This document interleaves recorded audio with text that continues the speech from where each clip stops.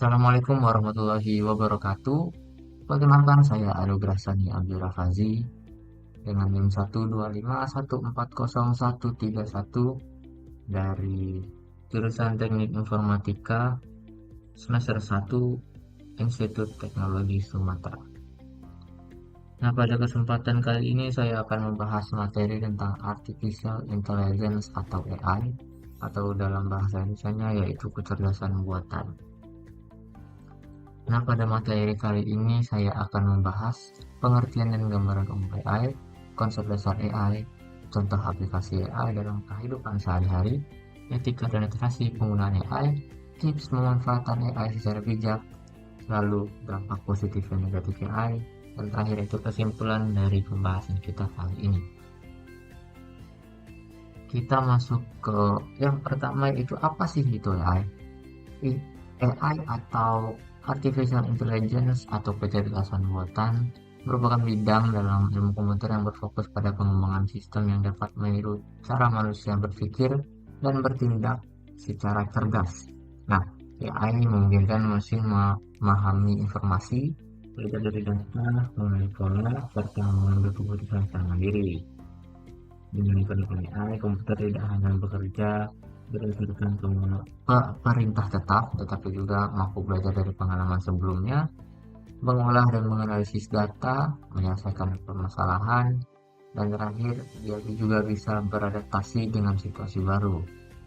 Nah, teknologi ini dirancang agar sistem komputer dapat bekerja secara lebih efektif, fleksibel, dan menyerupai kecerdasan manusia. Kita lanjut ke konsep dasar AI.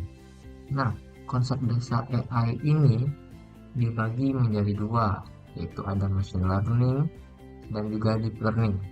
Kita masuk ke machine learning terlebih dahulu. Machine learning sendiri adalah pendekatan AI yang membuat sistem dapat belajar secara otomatis dari data tanpa harus diprogram secara rinci. Nah, semakin banyak data yang dipelajari oleh AI ini sendiri, semakin akurat juga hasil yang dihasilkan dari AI ini. Nah, contoh penerapan machine learning itu ada rekomendasi produk di e-commerce. Pernah nggak sih kalian kalau buka Shopee, Tokopedia, atau TikTok Shop begitu, pasti ada tulisan disarankan untuk Anda, atau misal yang muncul-muncul pada tampilan utama itu tuh eh, seperti yang sering kita buka gitu loh. Nah, itu menggunakan AI. Lalu ada Google Assistant dan chatbot. Sebenarnya banyak lagi sih machine learning, contoh machine learning AI ini. Terlalu banyak sih kalau saya masukkan semuanya. Oke, kita lanjut ke deep learning. Deep learning sendiri merupakan bagian dari machine learning yang menggunakan jaringan saraf tiruan dengan banyak lapisan. Teknologi ini meniru cara kerja otak manusia dalam memproses informasi yang kompleks. Deep learning banyak digunakan untuk pengenalan wajah, pengenalan suara, penerjemahan bahasa otomatis, lalu ada mobil tanpa pengemudi. Nah, mobil tanpa pengemudi ini juga masuk ke dalam deep learning ya. Lalu juga translate bahasa otomatis. Nah, AI yang sering saya gunakan untuk translate bahasa otomatis ini itu ada DeepL. DeepL itu sering saya gunakan karena saya rasa ya, menurut saya itu bahasanya lebih fleksibel, tidak terlalu baku gitu. Saya sering menggunakan itu. Oke, kita lanjut ke selanjutnya. Nah, aplikasi AI untuk asisten dan produktivitas. Kita masuk ke aplikasi AI nih. Nah, yang pertama ini untuk asisten dan produktivitas. Aplikasi yang pertama itu ada ChatGPT. Siapa sih yang nggak tahu ChatGPT ya kan? Karena pada saat yang pertama kali booming AI yang pertama banget, paling paling paling diketahui ini, paling booming itu adalah ChatGPT. Nah, ChatGPT ini merupakan AI yang berbasis teks yang mampu berdialog dengan manusia, membantu menjawab pertanyaan, menjelaskan materi, menyusun tulisan, serta memberikan ide kreatif.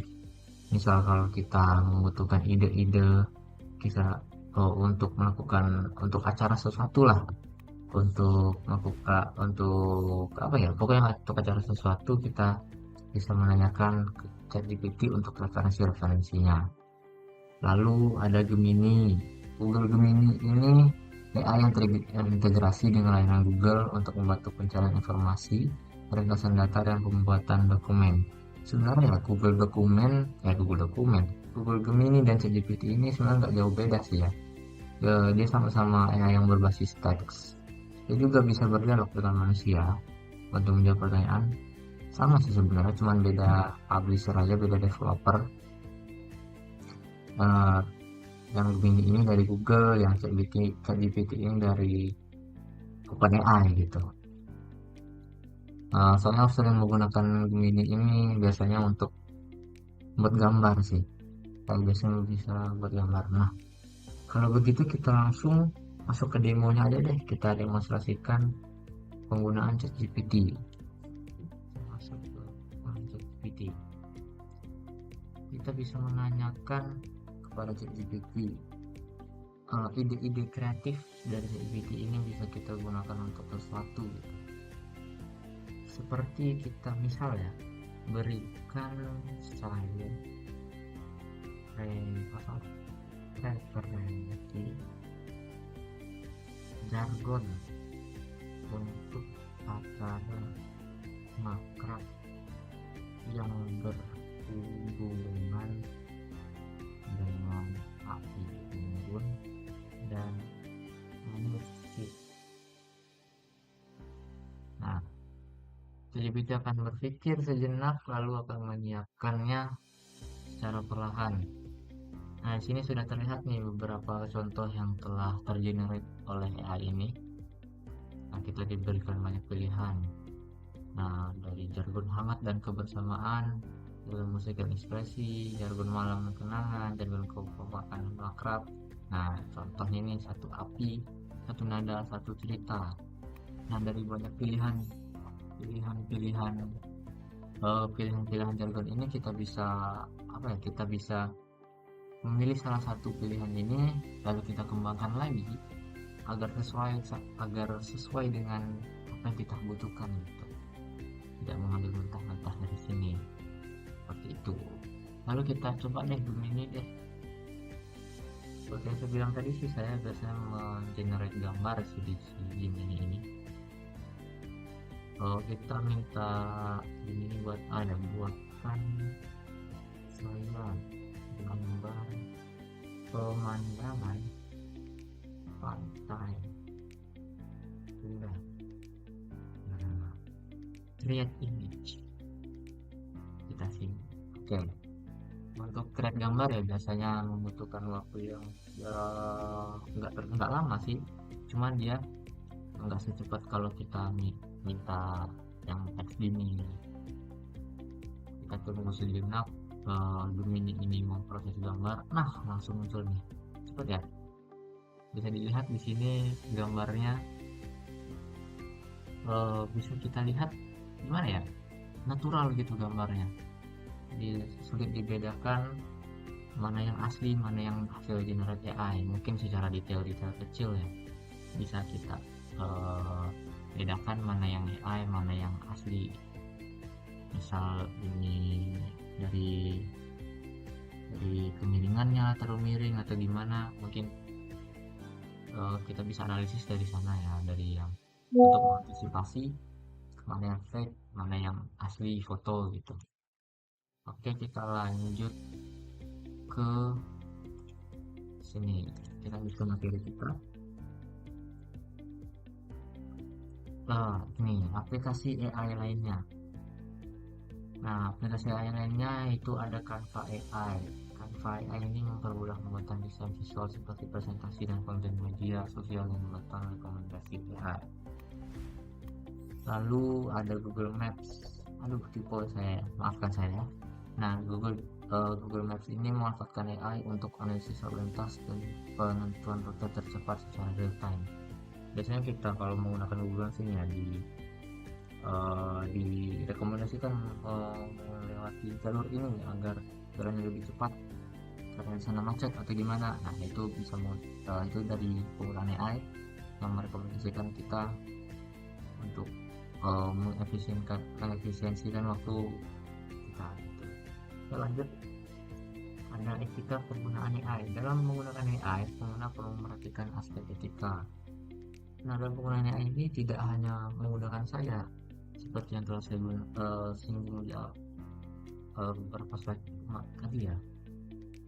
Dalam penggunaan AI kita memerlukan etika juga. Nah, antara lain etikanya itu tidak memanfaatkan AI untuk plagiarisme atau kecurangan. Misal kita di lomba poster gitu, itu kita jangan menggunakan AI untuk mengirimkan poster yang kita lombakan.